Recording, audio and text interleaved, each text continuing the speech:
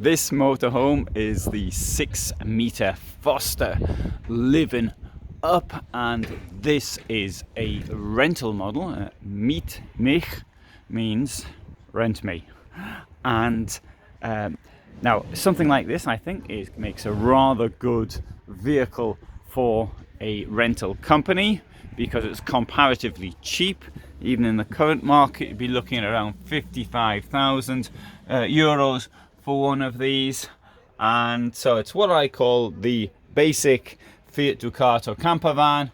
Only this Fiat Ducato campervan is based on a Citroen, and the reason for that is because Fiat has difficulties now in delivering. So it's a very simple type, no thrills, and I think that was the idea of the Livin Up brand. Forster was meant to be a simple, cheap brand of the Trigano company, and after a while it gets more and more complicated, so they have to think of a sub-brand, and the sub-brand is Livin Up. So for this Livin Up, you get a widthwise double bed at the back. Note, it's in 3 pieces, so if we take this one out, for example, you can see that the frame above it can be raised. Don't do that there. Can you see that? Yeah. You know, it's just a demonstration. It's quite easy though. I did it with one hand, and I'm not particularly strong. And the point of doing all that is it's so you can put the mattresses to one side and use all of this down here for storage. You even got a net down here to stop everything flying forward whenever you brake. On this side, my left hand side, we've got a enormous wardrobe. So for people like me who's always on about getting hanging space in a vehicle, that is something I find particularly good in a short vehicle like this one. To my other side, we have the washroom. So comes with toilet, shower, mirror, and a third angled mirror at the top. Now, the thing with the mirror is it makes it a bit brighter.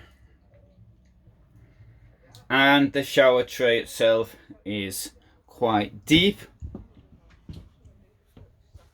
Kitchen, first thing I'll say, they've got this top here have is available outside as part of a kitchen, to be quite honest.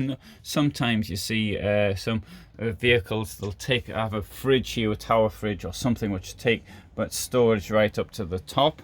In this case that hasn't been done.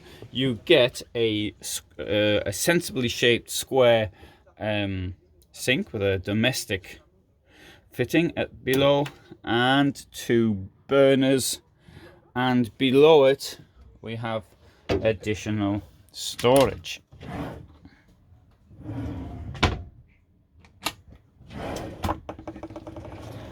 And at the end there is a domestic fridge as well, and this is one of these ones that'll open both ways.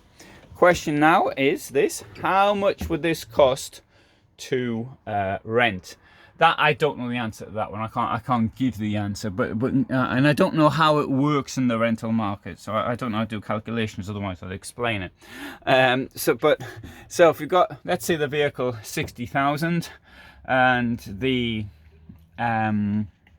renter needs to keep it for, say, a couple of years, and then maybe sell it, and so how many days a year is it not being used? Probably in the current state, I would imagine half the time it was in use. Depends on the localization, of course. And then it's the cost achieved by selling it. But the big question is, though, so what are the fixed costs? And that I can't say, because if you go to a place that's got lots and lots of vans, the fixed cost will naturally be lower. In a place which doesn't have many vans, then the fixed costs are much higher. So from that point of view, I'm unable to say. So I'd like to have given an answer to that one. There's also the other costs, such as insurance. Oh, sorry, there's a fixed cost would include things like the staff who do the bookings, the mechanics, the people have to clean the thing up afterwards.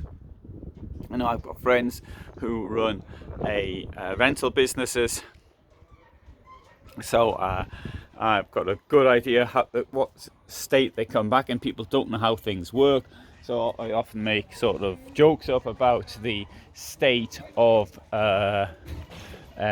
vehicles at things like caravan salon and what have you. They're all smashed up inside. The reason is because people don't know how things work inside. One good thing about this vehicle here, for example, it doesn't have anything complicated that's likely to get broken by the use of force. I think, I mean, if you think of something, I can't think of, or maybe the table or something, but that table extension there, I can imagine people sort of pulling that and not releasing it properly. So there's these things, but there's lots of damage happens to the vehicles. So anyway, so that's the 6 meter Forster Livin Up, and I am now at a trade fair in Fulda. This company is a local Fulda company. You see, this one here is also a rental model, so that's the Forster overcab version, and a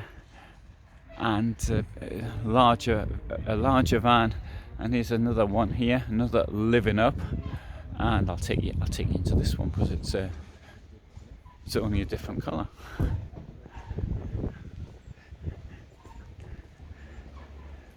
Well, one thing, the problem with owning a van is this: is that you're left with a stack of costs, and if you're not using it fully, then in my opinion, buying a vehicle is probably not necessarily the best thing to actually do. So that's why rental is a much better idea. So you can see the doors being opened, and